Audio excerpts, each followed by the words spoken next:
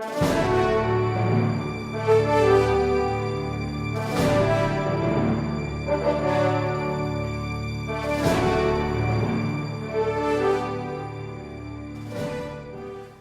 and welcome to We the Students, a political discussion sponsored by Nauset Regional High School's AP U.S. Government and Politics program, in collaboration with Nauset's video production class. Recent mass shootings in Las Vegas and Sutherland, Texas have once again renewed the debate about guns in America.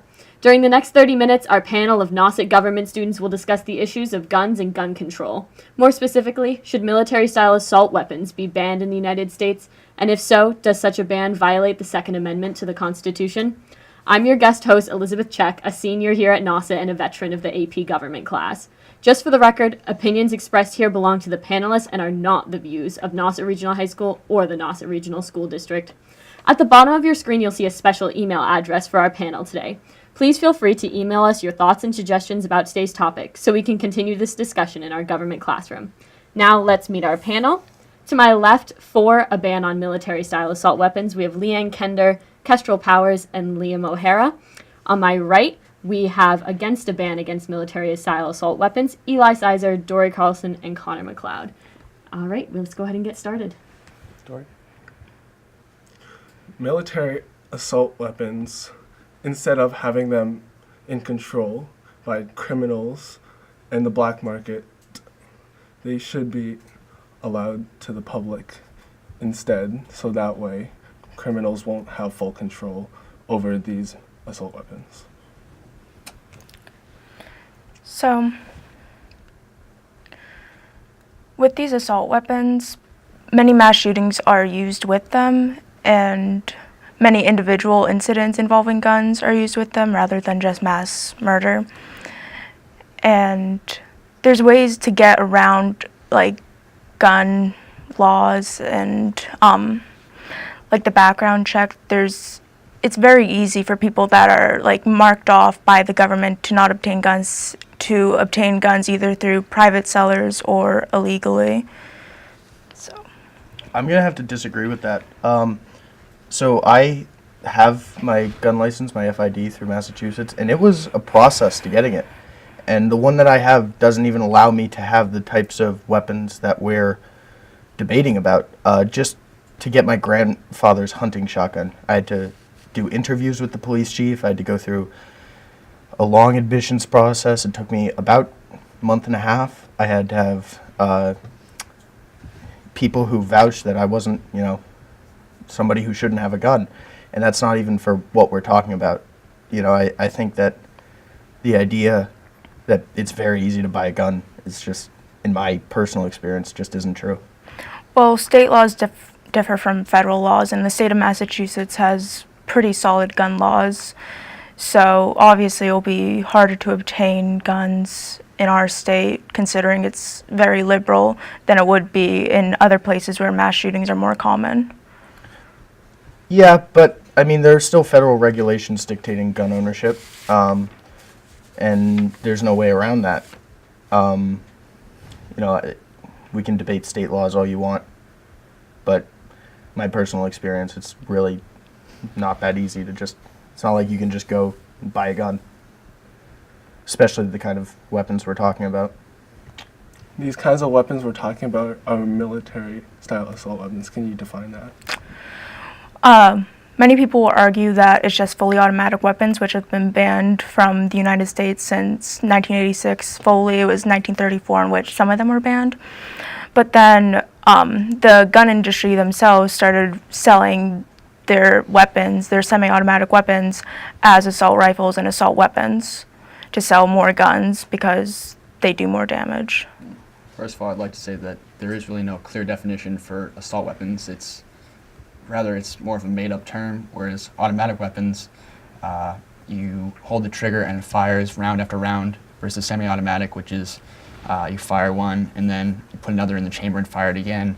And really, automatic weapons are mostly only reserved for military and mainly pretty illegal for the average citizen to buy. But then again, with semi-automatic weapons, there's these things called bump stocks, which are legal, and they sell around like $165. One of the most expensive ones being $201, and they're marketed that it allows the shooter to shoot as quickly as desired in a safe manner. But what defines a safe manner? For example, the Las Vegas shooter, he had a stock bump attached to his semi-automatic weapon, which allowed him to pull on the trigger once, and the bump stock would just continue to allow the gun to fire. So the bullet would shoot, and then the bump stock would like trigger it again and again. So that's why it was so easy for him to shoot in such a short amount of time. You know, I'd agree with you, but modifying guns is, you know, it happens. It can happen. It's possible for it to happen. And when you bring up things like the Las Vegas shooting, you know, mass shootings are tragic and they're scary and they're terrifying to us too. We don't want to be a victim of those. But at the same time, we have to realize that it's a relatively small percentage of gun crimes, and they're largely reported by mass media because they're such hot topics right now. So I think, you know, it's a little polarizing to bring up, you know, tragic events like that. But I don't think we can base a ban on weapons in a violation of the Constitution based on some fear-mongering in the media. Well, oh. Let's hear from Liam. We have Okay. another. Okay, well, as you just mentioned, violation of the Constitution, I wouldn't totally agree with that. The Constitution says the right to bear arms, and back in the day when the framers created the Constitution, there were muskets and single-shot pistols, which are obviously much different than the assault weapons that we have today. It took a long time to reload, and they only had like one shot before they had to reload. So nowadays, weapons can cause much more damage in a lot less of an amount of time. So it's not a clear danger in the Constitution. It's not something that that the framers were thinking about when they You said really the think right the to framers really are think- not thinking about the development Well- of weapons? Well, Hold on, I'd like to- I'm not saying that. I'm just saying that they might not have seen the innovation that we have today. Well, I agree with you. The Supreme Court has ruled on not assault weapons, but in handguns. In Washington, D.C., handguns were banned. Obviously, the Founding Fathers didn't see handguns that could hold 15 shots or anything like that. In the Supreme Court case in 2007, D.C. versus Heller, the Supreme Court ruled this weapon ban unconstitutional. So I think it's fair to extrapolate that any sort of weapons ban, large scale, based on some category, would be ruled unconstitutional. May I jump in, Eli? Yeah, absolutely. So you say that framers didn't really have that in mind, Liam, about evolving into the modern day weapons that we have today. Well, look at the First Amendment, which protects free speech. They didn't think that it was going to involve such types of free speech today as social media or something along those lines. So, but we still have it and still allowed under the First Amendment. So now we have the Second Amendment, we have these modern weapons, and it's still a continuation of what the framers originally planned, which was the right to bear arms, considering all arms evolving with the times.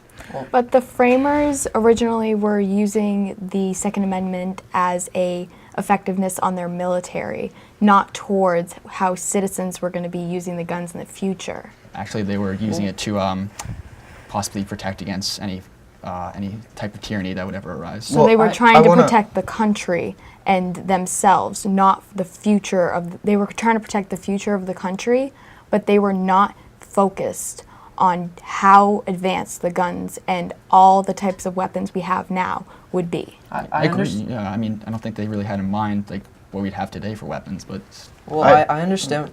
Go ahead. I understand what you're saying, comparing how free speech or just speech has evolved since then, and social media. I hear what you're saying, but personally, I don't think it's fair to compare how much that has evolved, like comparing it to how much guns and weapons have evolved over the years. I just think it's a different issue, and it's not exactly the type of thing that you can compare. And also on top of that, they still had a kind of form of social media, not obviously to a accessibility and extent that we have today, but they had newspapers and books such as like the Federalist Papers, which were kind of a form of social media. In a way, it was their version of it. It's not obviously exactly comparable, but they wanted to protect like the free speech of the press, which goes into news sites, including their internet presence. Okay, well, here's the thing. I think a large part of our fear of assault rifles is just fear-mongering. So, according to the FBI in 2005, 75% of gun deaths were caused by handguns. That's 3/4. That's a lot. Whereas, compared to that 75%, 4% were caused by rifles. So to say that the military-style assault weapon, which it's not even military style, it's civilianized. It's not like the same ones that our military actually uses. I don't think it's fair to say that they cause more deaths. I think it's fair to say that they're more scary and they're more scary sounding, and that there's more scary events in the news that include them because it's a hot topic to get ratings. But from that time until now, there have been more gun deaths, not just from military-style assault weapons, but there have been more deaths since 2005. In In 2017, there have been so many mass shootings and just killings in general using guns. But in mass shootings in 2017, only 323 incidents of them have been reported, according to gunviolencearchive.org. Most incidents, including guns, have actually been home invasion for defensive use by accident or in the police officer's line of duty. And in addition to that, Connor, do you want to go? I was just going to add that there also have been a lot more deaths from such things as knives, which are more easily to carry and easily concealable than guns, and also such things that basic things that you wouldn't think of, like fists and feet. There are more deaths that can cause. Yeah. In addition to that, I'd say the general definition for a mass shooting is 4 or more victims. So when somebody says there's been these hundreds of mass shootings this year, we're not talking about hundreds of Las Vegas, hundreds of Aurora, hundreds of Newtown. And while any death is tragic, I think that the term mass shooting conjures ideas of fire and brimstone, not a home invasion.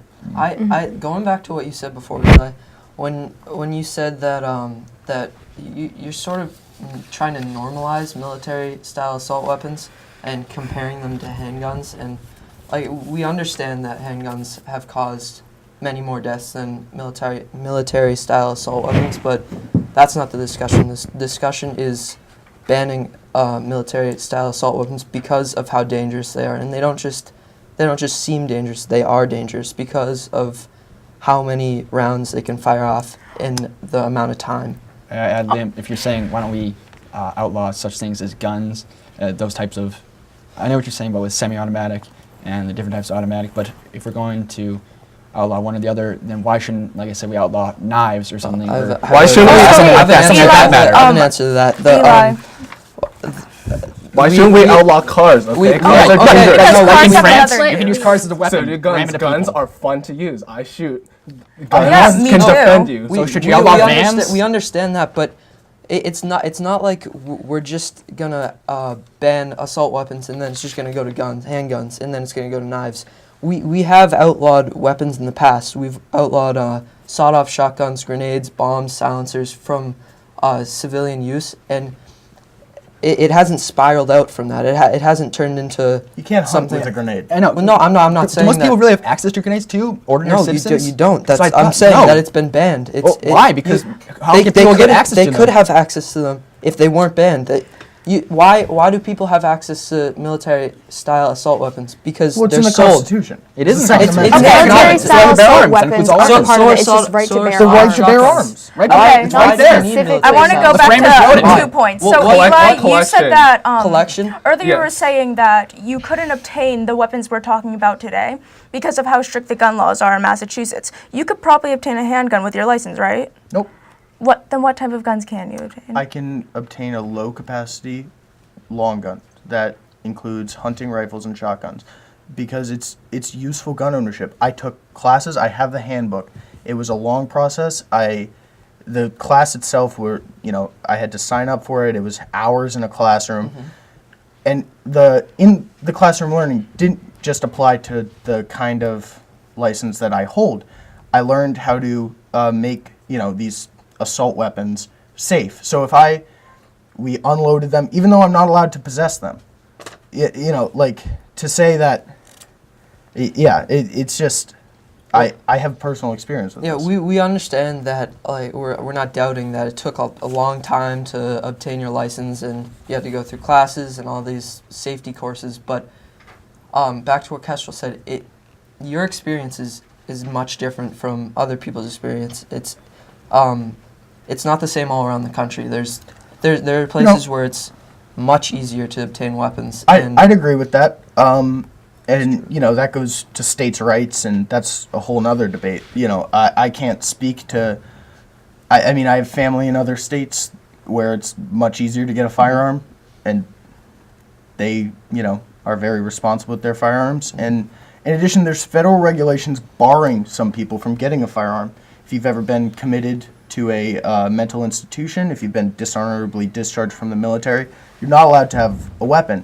And, obviously there's a large black market that is unfortunate, but is hard to account for. So I think that the idea that legal weapons are a very pressing issue, even with mass shootings where the weapons were obtained legally, I can't see the soundness in that argument. There are many ways for that people have to pass through. Like you had to go through probably a background check and many safety regulations, stuff like that. But those are not foolproof. There's ways to get past it, like the Orlando as well as nightclub private shooter, ownership. the Pulse nightclub shooter passed a background check. Right. I got that from Well, the Washington I Post. want to go into the background checks real quick. Do you I have just something add to something say? before you Yeah. that? I just like to add Eli's point that it's not necessarily the gun. Really, it's how the people use them, such as the Las Vegas shooter or in Orlando or something. It's guns may be used, but it's a tool, it's an instrument, it's a reflection of how the person who's operating it uses there's it. no reason why normal civilians should own guns like AR-15s and hunting. hunting. AR-15s you can use for hunting. Rapid fire You can. defeats the sport of hunting. It's You can use supposed grenades for like hunting. what's the point of shooting a deer like 30 times in 15 seconds? AR-15s Like are not automatic weapons, hold on, first hold of on. all. There's also magazine bans. To get a high capacity magazine, you have to buy one that predates a certain manufacture date. So when you say pumping 30 rounds into a deer, that's not true. There are rifles designed for hunting that hold just as many rounds as an AR-15 could. well, Would you the really use them? M16, it's basically a modified version of a weapon the military uses. The civilianized version, correct? Yes, and that was what was used in Newton, and it had the ability to shoot rapidly 30 times in 15 seconds. Okay, but would you really using a gun like that to hunt deer? It's excessive. Exactly. So why do you think that type of gun is scary? I think it's very scary. Well then, in all those mass shootings, the school shootings, what if there was someone with that scary gun? Do you think those mass shootings would have been stopped faster and not even gone under the category of mass shooting? Liam, what if there was somebody in the school who had a license to carry? Would you say that they shouldn't use their gun to stop the person who's shooting or something? Is that because they should be banned, so they shouldn't have the right to use that gun I'm saying to you stop don't the need a person who's shooting? military-style assault weapon to stop that. You can have a handgun. You can have Well, another hold on, gun. you You could. don't need that. That's not really fair, because if you have somebody who this goes military into experience. illegal use. Illegal use is something that happens with every legal implement. It happens we've seen terrorist attacks with cars and vans, and I have a personal friend. His father is a New York State police officer, and he's located right where the terrorist attack was in New York, where they drove down the bike path in the van, hitting a bunch of people.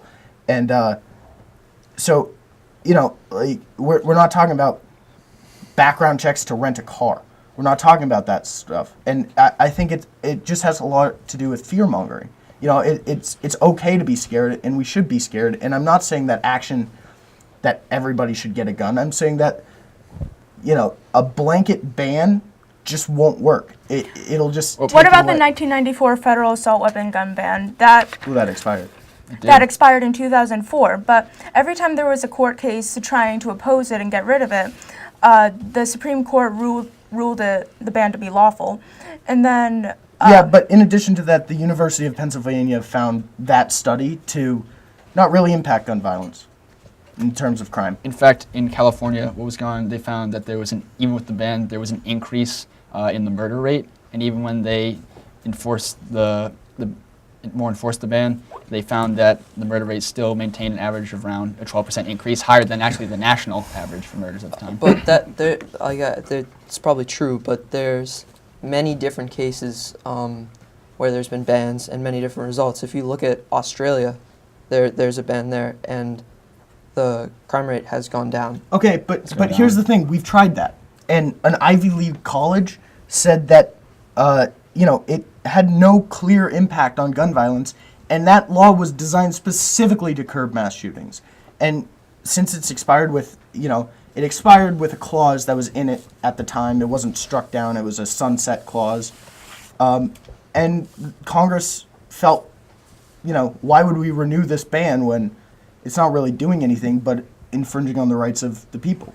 Before the gun law, military-style assault weapons constituted 4.82% of gun crimes, and since the law, the assault weapons made up only 1.61 of the gun crimes, which is a drop of 66%.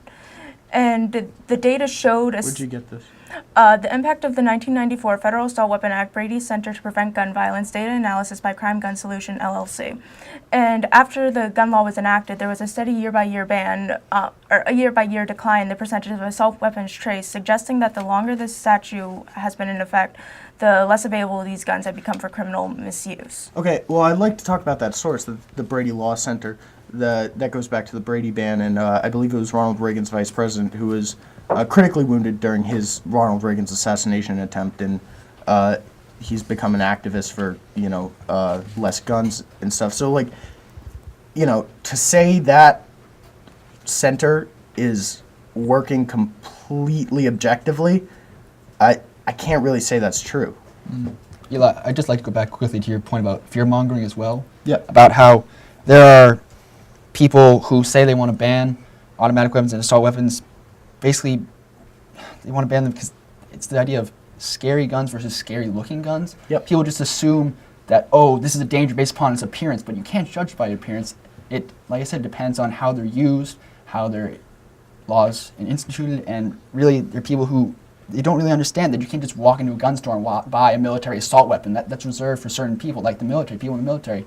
It's not for average citizens. And it's only for yeah. military people who are deployed in combat, who are being, you know, they're fighting for their lives. It's not like they could come back or bring those guns home and that could go into the secondary market. You know, it's not like that. There's civilianized versions. And certain celebrities have the wrong idea. They think that they just not sure. They just don't know that you can't just walk into the average store and buy something like that. Go to Goose Hummock and try to buy a gun, and you're going to be out of there in 5 minutes. Again, there's different ways of getting guns in different states, and just referencing one way, like how you got yours, it's sort of not objective. Are you talking about unfair. like the gun show loophole, as it's called? Well, private not sales like type that stuff? specifically, but just in other states, ways to get guns. It's not fair to put it down to just the Massachusetts. Right, Yeah, Liam. but Or you want to go? Yeah. Okay, so a carpet ban on assault weapons, or really just dangerous looking weapons, how much these weapons are going to be worth a lot more to just criminals and people who want to commit mass murders, while simultaneously punishing the people who lawfully Responsible. who are responsible with these guns and use them responsibly. No, think about this. If mommy says you can't have cookies from the jar, you're going to want to have those cookies. You're not going to just grab your Hello Kitty blanket and walk away. You're going to want to get those cookies. Just like if you ban guns, those criminals are going to want to get those guns more and more.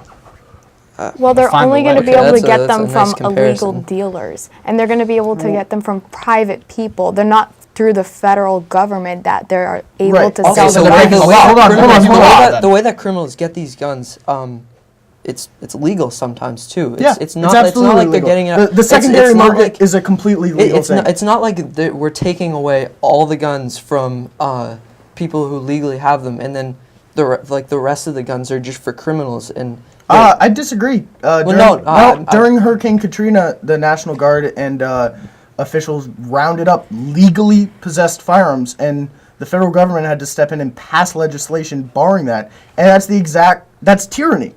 That's invasion of people's lawful right to bear arms. That's why we have the Second Amendment. It was to fight against tyranny. it was also for muskets. It wasn't for military-style assault weapons. You really think, like, Well, they it's also planned for the for rights military of the- assault weapons? It's for guns in general. They exactly For they the rights didn't of the plan. citizens. They didn't plan for military-style assault weapons, and But yet we have them. that's what the Oh, flaw yeah, is. we have one. Like I said, Exactly. it's evolved. That's it's why evolved. we need No, a ban. That's it's why evolved. we need a ban. Why? do It's we need a evolved. ban? It's evolved. Exactly, it's evolved, and the Constitution hasn't in that sense. In this right to bear course You're arms. saying that we should ignore the And the right Constitution? to bear arms. You're saying, I you're saying we should understand ignore why the you need The Constitution? Second Amendment has not evolved. It you're saying has, we should it has ignore the through Constitution. It has Is that what through you're saying? Supreme Court I'm rulings. not- that's not the what I'm saying. I Supreme never Court said is the that. living body to interpret the Constitution. It has evolved. It Supreme hasn't Court- evolved in writing. It's involved in interpretation. I'm saying that the Second Amendment. You keep on referring to the Second Amendment, and the fact that it's not the same as it was back when the framers wrote it.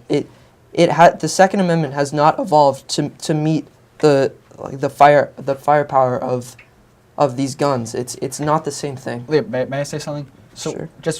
we've tried something. You've seen, well, just in general, in our Constitution, we've tried to prohibit things, such as, well, you had prohibition with alcohol, and look how great that turned out. We then had an amendment to repeal prohibition because it was not working out. So why will we try and repeal guns when it's in our Constitution when it probably wouldn't work just as prohibition didn't work?